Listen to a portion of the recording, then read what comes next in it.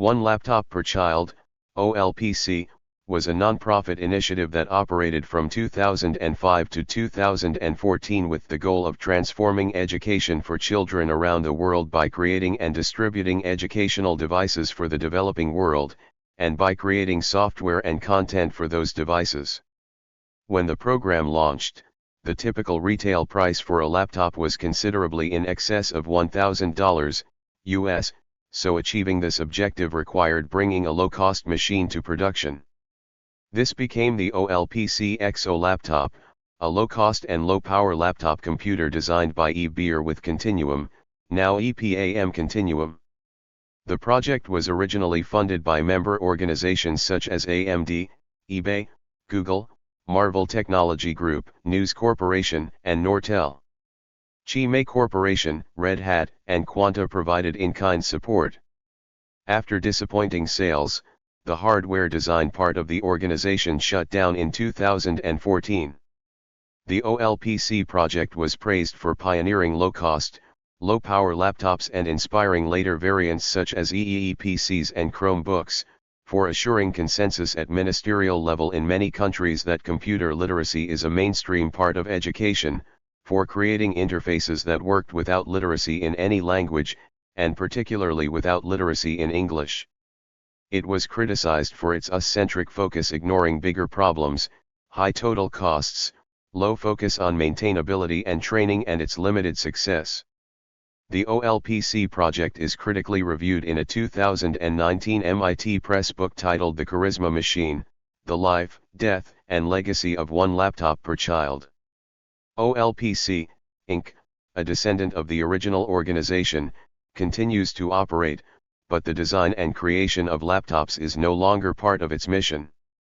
Duration: 1 minute and 30 seconds. 130 Subtitles available. CC A short video covering OLPC's main mission principles. Duration: 1 minute and 3 seconds. 1:03 Subtitles available. CC Thank you from the children of OLPC.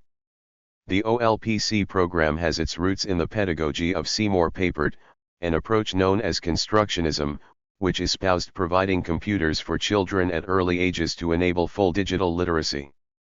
Papert, along with Nicholas Negroponte, were at the MIT Media Lab from its inception. Papert compared the old practice of putting computers in a computer lab to books chained to the walls in old libraries. Negroponte likened shared computers to shared pencils. However, this pattern seemed to be inevitable, given the then high prices of computers, over $1,500 apiece for a typical laptop or small desktop by 2004. In 2005, Negroponte spoke at the World Economic Forum, in Davos. In this talk he urged industry to solve the problem, to enable a $100 laptop, which would enable constructionist learning, would revolutionize education, and would bring the world's knowledge to all children. He brought a mock-up and was described as prowling the halls and corridors of Davos to whip up support. Despite the reported skepticism of Bill Gates and others, Negroponte left Davos with committed interest from AMD, News Corp, and with strong indications of support from many other firms. From the outset, it was clear that Negroponte thought that the key to reducing the cost of the laptop was to reduce the cost of the display. Thus, when, upon return from Davos, he met Mary Lou Jepson, the display pioneer who was in early 2005 joining the MIT Media Lab faculty, the discussions turned quickly to display innovation to enable a low-cost laptop. Convinced that the project was now possible, Negroponte led the creation of the first corporation for this, the $100 Laptop Corp. At the 2006 Wikimania, Jimmy Wales announced that the One Laptop per Child project would be including Wikipedia as the first element in their content repository. Wales explained, "I think it is in my rational self-interest to care about what happens to kids in Africa," elaborating in his fundraising appeal. "I'm doing this for the child in Africa who is going to use free textbooks and reference works produced by our community and find a solution to the crushing poverty that surrounds him. But for this child, a website on the internet is not enough, we need to find ways to get our work to people in a form they can actually use. And I'm doing this for my own daughter, who I hope will grow up in a world where culture is free, not proprietary, where control of knowledge is in the hands of people everywhere, with basic works they can adopt, modify, and share freely without asking permission from anyone. We're already taking back the internet. With your help, we can take back the world. At the 2006 World Economic Forum in Davos, Switzerland, the United Nations Development Programme, UNDP, announced it would back the laptop. UNDP released a statement saying they would work with OLPC to deliver technology and resources to targeted schools in the least developed countries. Starting in 2007, the association managed development and logistics, and the foundation managed fundraising such as the Give One Get One campaign, G1G1. Intel was a member of the association for a brief period in 2007. Shortly after OLPC's founder, Nicholas Negroponte, accused Intel of trying to destroy the nonprofit, Intel joined the board with a mutual non-disparagement agreement between them and OLPC. Intel resigned its membership on January 3, 2008, citing disagreements with requests from Negroponte for Intel to stop dumping their class-made PCs. In 2008, Negroponte showed some doubt about the exclusive use of open-source software for the project and made suggestions supporting a move towards adding Windows XP, which Microsoft was in the process of porting over to the XO hardware. Microsoft's Windows XP, however, was not seen by some as a sustainable operating system. Microsoft announced that they would sell them Windows XP for $3 per XO. It would be offered as an option on XO One laptops and possibly be able to dual boot alongside Linux.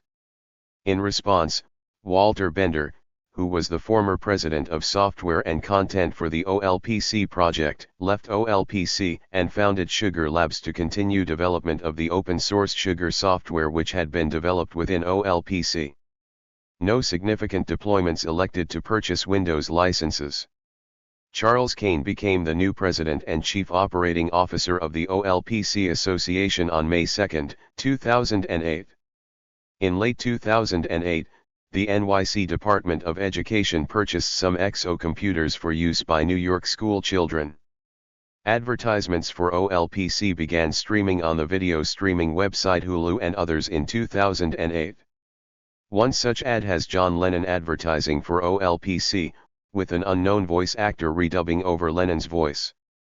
In 2008, OLPC lost significant funding. Their annual budget was slashed from $12 million to $5 million, which resulted in a restructuring on January 7, 2009. Development of the Sugar operating environment was moved entirely into the community, the Latin America Support Organization was spun out and staff reductions, including Jim Geddes, affected approximately 50% of the paid employees. The remaining 32 staff members also saw salary reductions. Despite the downsizing, OLPC continued development of the XO 1.5 laptops. In 2010, OLPC moved its headquarters to Miami. The Miami office oversaw sales and support for the XO 1.5 laptop and its successors, including the XO Laptop version 4.0 and the OLPC laptop. Funding from Marvell, finalized in May 2010, revitalized the foundation and enabled the 1Q 2012 completion of the ARM-based XO 1.75 laptops and initial prototypes of the XO 3 tablets. OLPC took orders for mass production of the XO 4.0, and shipped over 3 million XO laptops to children around the world. Criticism. At the World Summit on the Information Society held by the United Nations in Tunisia from November 16 to 18, 2005, several African representatives, most notably Martha Dansik-Ho, a missionary of United Methodist Church, voiced criticism towards the motives of the OLPC project and claimed that the project presented solutions for misplaced priorities, stating that African women would not have enough time to research new crops to grow. She added that clean water and schools were more important. Mohamed Diop specifically criticized the project as an attempt to exploit the governments of poor nations by making them pay for hundreds of millions of machines and the need of further investments into internet infrastructure. Others have similarly criticized laptop deployments in very low-income countries, regarding them as cost-ineffective when compared to far simpler measures such as deworming and other expenses on basic child health. Lee Felsenstein, a computer engineer who played a central role in the development of the personal computer, criticized the centralized, top-down design and distribution of the OLPC. In September 2009, Alana Sheikh offered a eulogy for the project at UN Dispatch, stating it's time to call a spade a spade. OLPC was a failure. A 2012 NPR report on OLPC's implementation in Peru found that while the laptops generated enthusiasm and improved digital familiarity among students, academic researchers observed little to no measurable improvement in math or reading scores. The report also highlighted issues with program oversight and limited teacher training in some regions. The project originally aimed for a price of $100. In May 2006, Negroponte told the Red Hat's annual user summit, "It is a floating price. We are a non-profit organization. We have a target of $100 by 2008, but probably it will be $135, maybe $140. A BBC News article in April 2010 indicated the price still remained above $200. In April 2011, the price remained above $209. In 2013, more than 10% of the world population lived on less than $2 per day. The latter income segment would have to spend more than a quarter of its annual income to purchase a single laptop, while the global average of information and communications technology, ICT, spending is 3% of income. Empirical studies show that the borderline between ICT as a necessity good and ICT as a luxury good is roughly around the magical number of $10 per person per month, or $120 per year. John Wood, founder of Room to Read, a nonprofit which builds schools and libraries, emphasizes affordability and scalability over high-tech solutions. While in favor of the one laptop per child initiative for providing education to children in the developing world at a cheaper rate, he has pointed out that a $2,000 library can serve 400 children, costing just $5 a child to bring access to a wide range of books in the local languages, such as Khmer or Nepali, and English. Also, a $10,000 school can serve 400 to 500 children, $20 to $25 a child. According to Wood, these are more appropriate solutions for education in the dense forests of Vietnam or rural Cambodia. The Scandinavian aid organization FAIR proposed setting up computer labs with recycled second-hand computers as a cheaper initial investment. Negroponte argued against this proposition, stating the expensive running cost of conventional laptops. Computer Aid International doubted the OLPC sales strategy would succeed, citing the untested nature of its technology. CAI refurbishes computers and printers and sells them to developing countries for £42 apiece, compare it to £50 apiece for the OLPC laptops. Teacher training and ongoing support.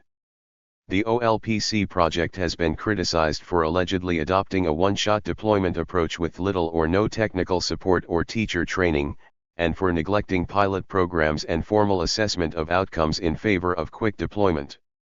Some authors attribute this unconventional approach to the promoters' alleged focus on constructivist education and digital utopianism.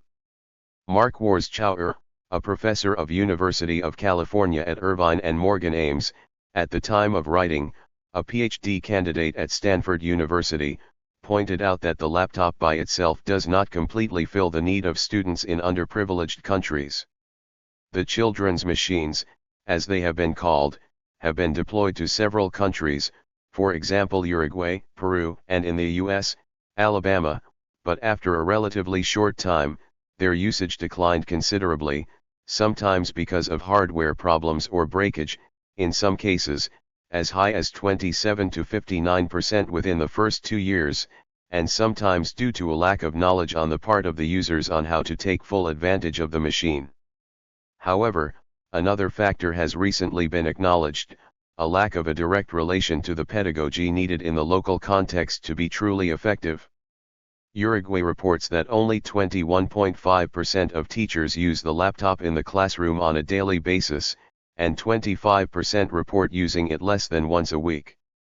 In Alabama, 80.3% of students say they never or seldom use the computer for classwork, and Peru, teachers report that in the first few months, 68.9% use the laptop 3 times per week, but after 2 months, only 40% report such usage.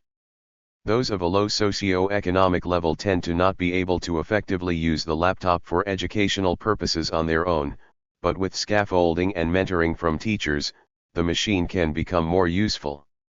According to one of the returning OLPC executives, Walter Bender, the approach needs to be more holistic, combining technology with a prolonged community effort, teacher training, and local educational efforts and insights. The organization has been accused of simply giving underprivileged children laptops and walking away. Some critics claim this drive-by implementation model was the official strategy of the project. While the organization has learning teams dedicated to support and working with teachers, Negroponte has said in response to this criticism that you actually can give children a connected laptop and walk away, noting experiences with self-guided learning. Other explanations of failure included a high minimum order, low reliability and maintainability, unsuitability to local conditions and culture, and encouragement of children to learn new ways of thinking instead of remaining loyal to old ways. The XO, previously known as the $100 laptop or children's machine, is an inexpensive laptop computer designed to be distributed to children in developing countries around the world, to provide them with access to knowledge, and opportunities to explore, experiment and express themselves, constructionist learning. The laptop was designed by Yves Béhar with Design Continuum, and manufactured by the Taiwanese computer company Quanta Computer.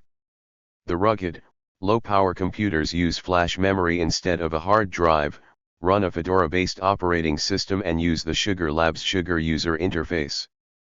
Mobile ad hoc networking based on the 802.11s wireless mesh network protocol allows students to collaborate on activities and to share internet access from one connection. The wireless networking has much greater range than typical consumer laptops. The XO1 was designed for lower cost and much longer life than typical laptops. In 2009, OLPC announced an updated XO, dubbed XO 1.5, to take advantage of the latest component technologies. The XO 1.5 includes a new VIA C7M processor and a new chipset providing a 3D graphics engine and an HD video decoder. It has 1 GB of RAM and built-in storage of 4 GB, with an option for 8 GB.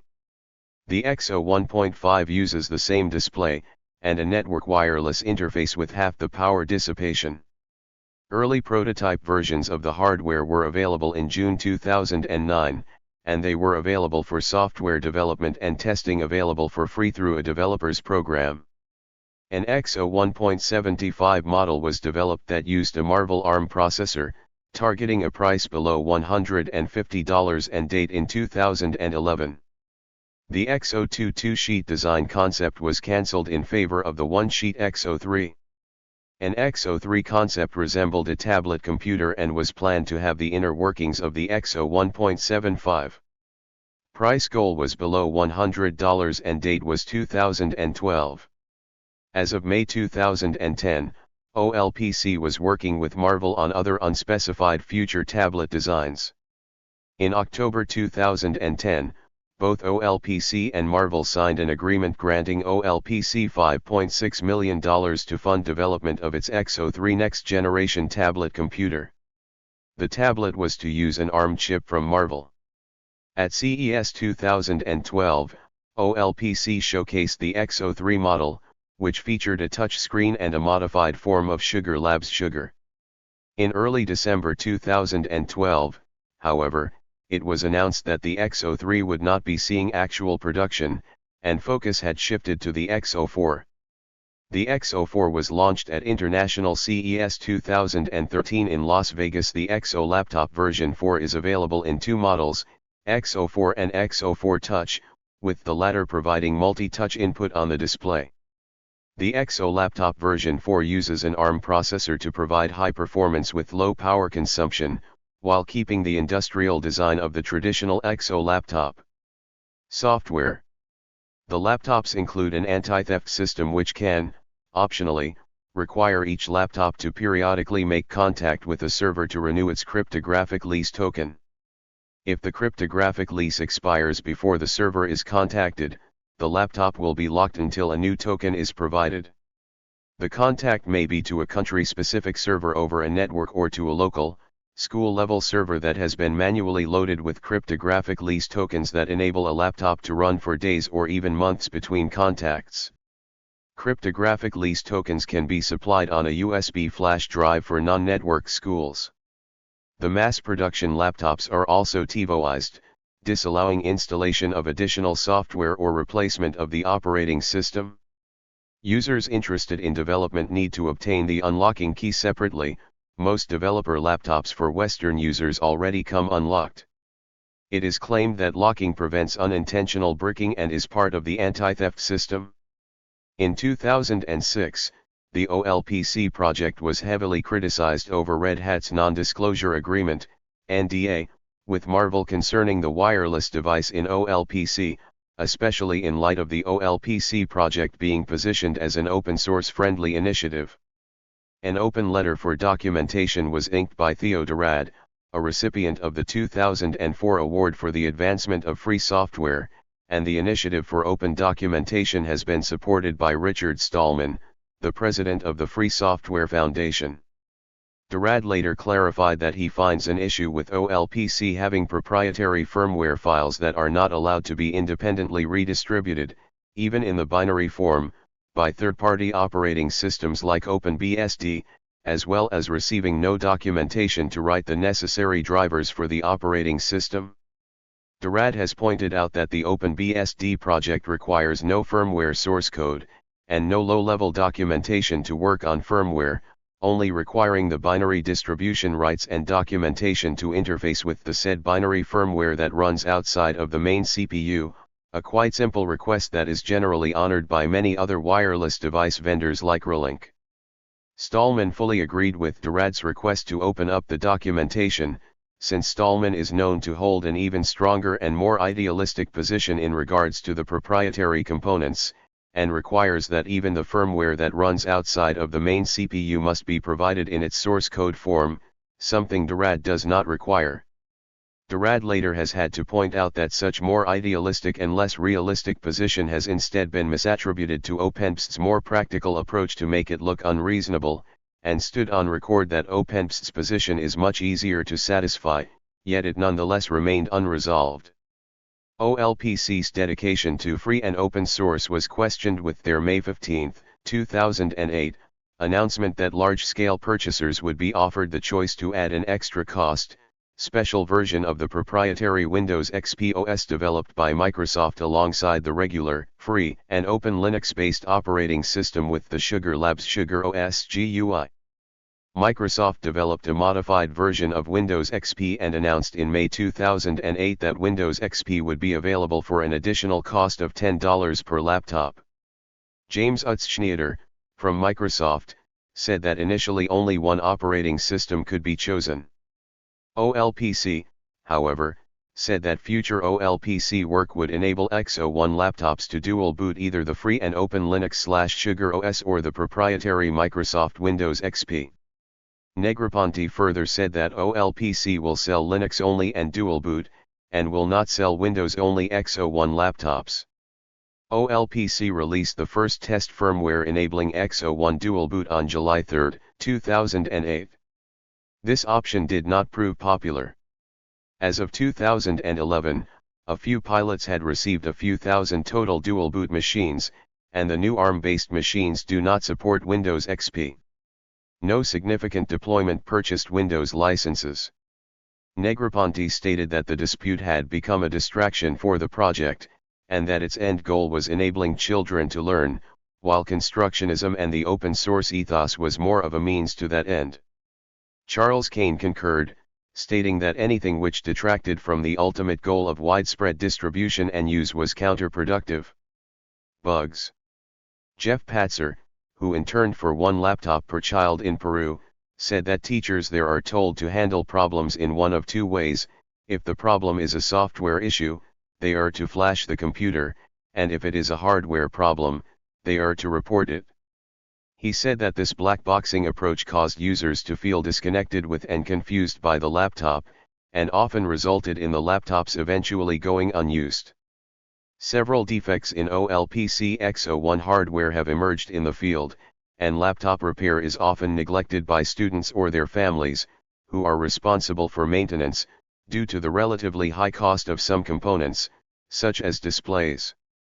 On the software side, the Bitfrost security system has been known to deactivate improperly, rendering the laptop unusable until it is unlocked by support technicians with the proper keys. This is a time-consuming process, and the problem often affects large numbers of laptops at the same time. The Sugar interface has been difficult for teachers to learn, and the mesh networking feature in the OLPC XO was buggy and went mostly unused in the field. The OLPC XO hardware lacks connectivity to external monitors or projectors, and teachers are not provided with software for remote assessment. As a result, students are unable to present their work to the whole class, and teachers must also assess students' work from the individual laptops. Teachers often find it difficult to use the keyboard and screen, which were designed with student use in mind.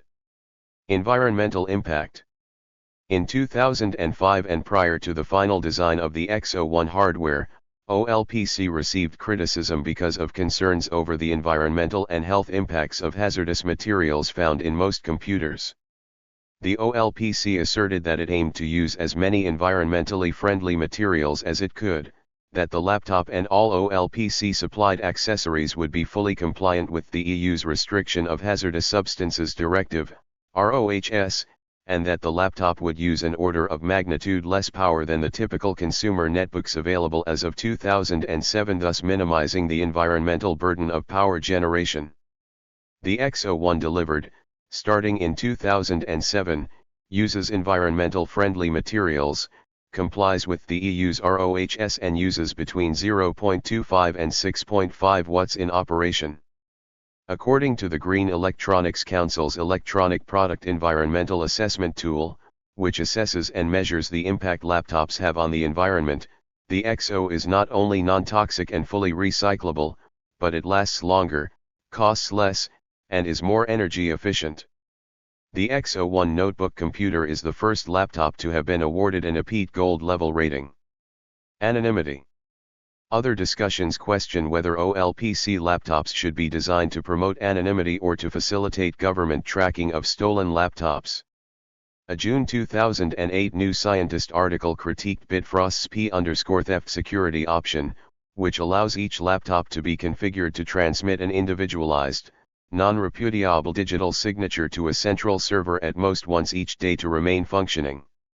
The laptops are sold to governments, to be distributed through the Ministries of Education with the goal of distributing one laptop per child.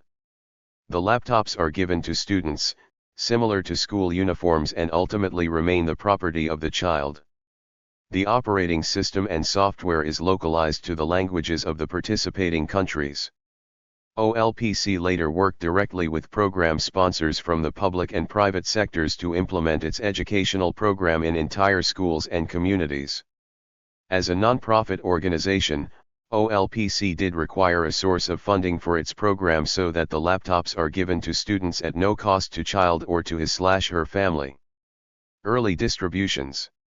Approximately 500 developer boards, Alpha 1, were distributed in mid-2006, 875 working prototypes, Beta 1, were delivered in late 2006, 2,400 Beta 2 machines were distributed at the end of February 2007, full-scale production started November 6, 2007. Around 1 million units were manufactured in 2008. Give One Get One program. OLPC initially stated that no consumer version of the XO laptop was planned. The project, however, later established the laptopgiving.org website to accept direct donations and ran a Give One Get One, G1G1, offer starting on November 12, 2007. The offer was initially scheduled to run for only 2 weeks, but was extended until December 31, 2007, to meet demand.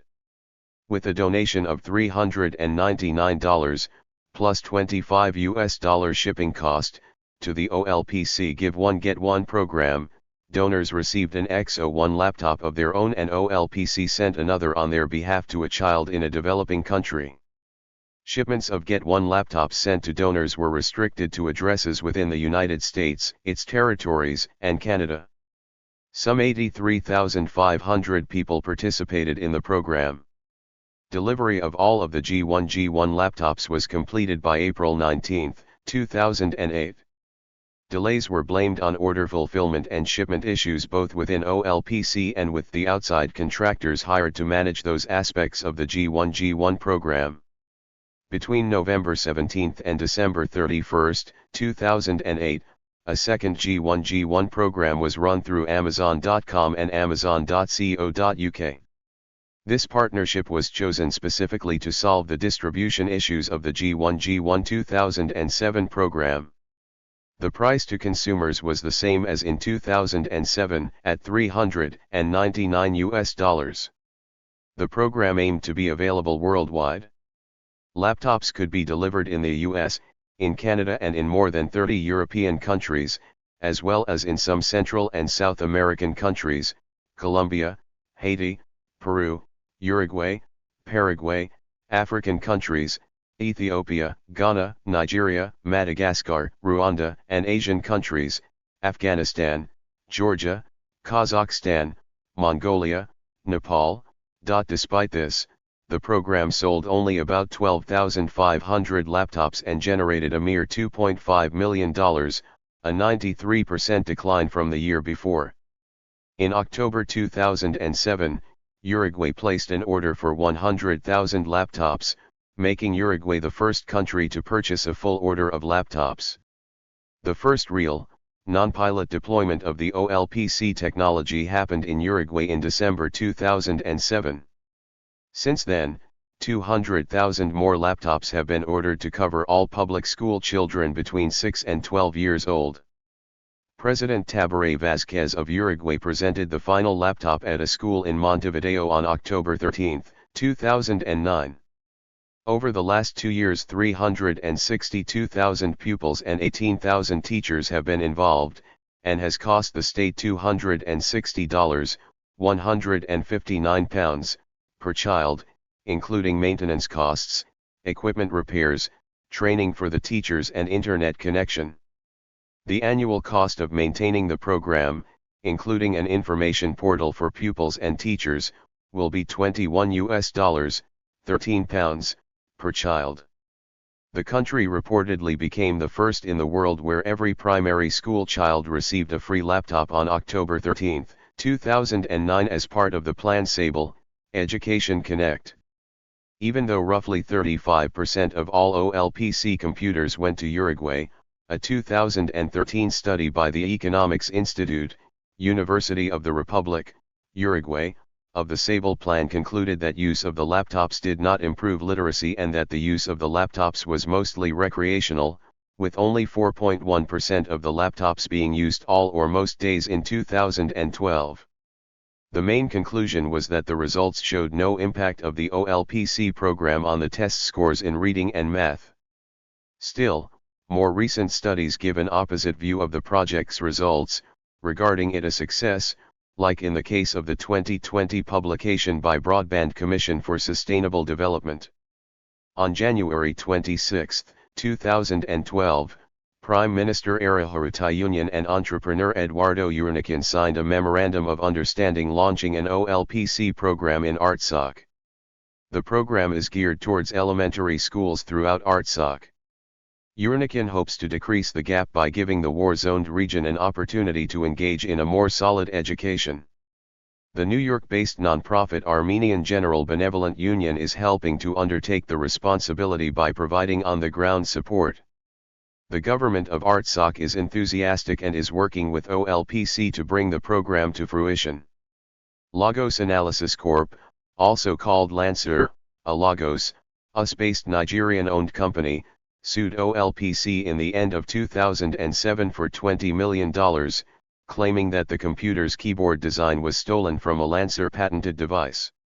OLPC responded by claiming that they had not sold any multilingual keyboards in the design claimed by Lancer, and that Lancer had misrepresented and concealed material facts before the court.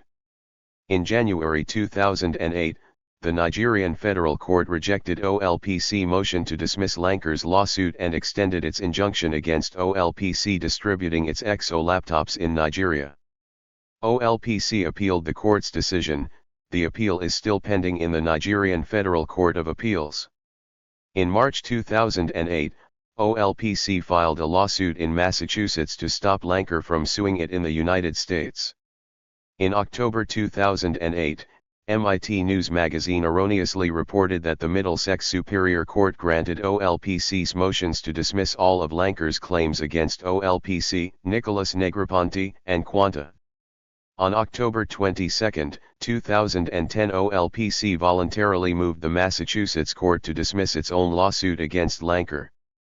In 2007, XO laptops in Nigeria were reported to contain pornographic material belonging to children participating in the OLPC program. In response, OLPC Nigeria announced they would start equipping the machines with filters. India's Ministry of Human Resource Development, in June 2006, rejected the initiative, saying it would be impossible to justify an expenditure of this scale on a debatable scheme when public funds continue to be in inadequate supply for well-established needs listed in different policy documents. Later they stated plans to make laptops at $10 each for school children. Two designs submitted to the ministry from a final-year engineering student of Vellore Institute of Technology and a researcher from the Indian Institute of Science, Bangalore in May 2007 reportedly describe a laptop that could be produced for $47 per laptop for even small volumes. The ministry announced in July 2008 that the cost of their proposed $10 laptop would in fact be $100 by the time the laptop became available. In 2010, a related $35 Shiksha tablet was unveiled in India, released the next year as the Akash. In 2011, each Akash sold for approximately $44 by an Indian company, DataWind. DataWind plans to launch similar projects in Brazil, Egypt, Panama, Thailand, and Turkey. OLPC later expressed support for the initiative. In 2009, a number of states announced plans to order OLPCs. However, as of 2010, only the state of Manipur had deployed 1,000 laptops. Thank you for watching this video.